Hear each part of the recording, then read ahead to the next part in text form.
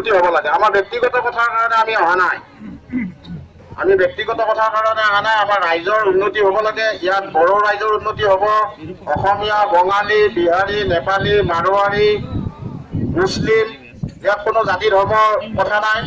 আৰু আমাৰ সন্মানীয় প্ৰমোদ বড়ো UPPLৰ সভাপতি মহোদয়ে, মই সদায় নিউজ চাওঁ, বাতৰি কাকত চাওঁ, তেওঁ কিন্তু ধুনীয়া কথা কেইটামান কৈছে যে তেওঁলোকৰ যিবিলাক BPFৰ ভ্ৰষ্টাচাৰ সেইবিলাকৰ লগত যুদ্ধ কৰিম বুলি। কাৰণ যুদ্ধ কৰিব গ'লে জানে আজিকালি আপোনালোকে আৰ্মছ লৈ যুদ্ধ কৰিলে নহ'ব।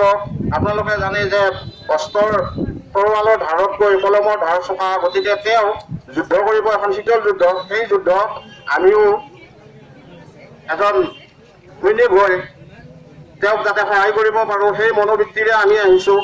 এই যুঁজ হ'ব আমাৰ ৰাইজৰ যুঁজ। আমি ৰাইজৰ জয়ৰ কাৰণে, ৰাইজৰ উন্নতিৰ কাৰণে আমি যুঁজ কৰিবলৈ আমি আহিছোঁ। গতিকে তেওঁ মোৰ কথাবিলাক ভাল লাগিছে। তেওঁ কৈছে যে BPFত 50,000, 1 লাখ, 8 লাখ, 10 লাখ টকা দি চাকৰি লৈছে। কিন্তু তেওঁ এটা আমাক ৰাইজক প্ৰতিশ্ৰুতি দিছে যে এখন তামোল নোখোৱাকৈ তেওঁ আমাক চাকৰি দিব, সুবিধা দিব, ৰাইজৰ উন্নতি কৰিব। চাওক, প্ৰথমে মই আহিছোঁ অসম গণ পৰিষদৰ মাজিকুছিক আঞ্চলিকৰ মই আছিলোঁ ভাইচ প্ৰেচিডেণ্ট। আপোনাৰ এতিয়া কথা হ'ল কি, তাত এই ফাইনেন্স ছেক্ৰেটাৰী আছিলোঁ দেই মই এই মাজিকুছি আঞ্চলিকত। এতিয়া কথা হ'ল কি, আমাৰ BTCত মই জনাত ইয়াত অসম গণ পৰিষদ বা AGPয়ে হওক বা তেনেকুৱা BJPয়ে হওক, ইয়াত কোনো দলে ইয়াত কোনো অধিকাৰ কৰিব নোৱাৰে বা তেওঁলোকে কোনো ইয়াতে, আৰু যিবিলাকে এতিয়া আঞ্চলিক দল আমাৰ অসম গণ পৰিষদ প্ৰায় নিঃশেষ হৈছে। কোনোবাৰে ইয়াতে স্থান ৪ৰ্থ বা ৫ম স্থানতে থাকিলে। গতিকে সেই আঞ্চলিক দলত থাকিলে মোৰ লগতে দেশৰ ৰাজ্যৰ বহুখিনি ক্ষতি হয়। সেয়ে চিন্তা চৰ্চা কৰি আজি মই UPPLত প্ৰমোদ বড়ো ছাৰৰ ওচৰত মই নিজকে আঞ্চলিক দলত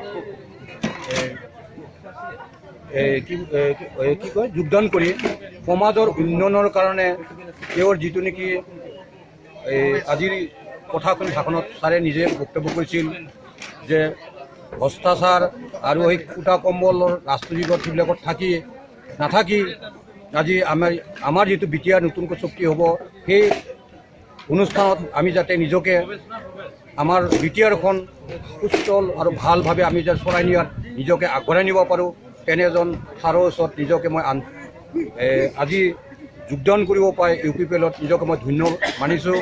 প্লাছ লগতে আৰু উন্নয়নৰ হকে মই যিখিনি ছাৰে আমাৰ UPPL ছাৰৰ যিটো প্ৰমোদ বড়ো ছাৰে আজি ক'লে তেওঁৰ ওচৰত যাতে আমি সুচাৰুৰূপে কামখিনি আগুৱাই নিবৰ কাৰণে নিস্বাৰ্থৰূপে মই সদায় কাম কৰিম বুলি আজি মই এই আনুষ্ঠানিক যোগদান প্ৰক্ৰিয়াত মই নিজকে স্পষ্ট ভাষাত ইয়াৰ পৰাই মই আজিৰ অনুষ্ঠানত ঘোষণা কৰিলোঁ। নাম শ্ৰী লোহিত চন্দ্ৰ ৰাভা। আপুনি কোনটো দলত আছিলে? মই আছিলোঁ অসম গণ পৰিষদৰ মাজিকুছি আঞ্চলিকৰ অসম গণ পৰিষদৰ ফাইনেন্স ছেক্ৰেটাৰী আছিলোঁ। ধন্যবাদ।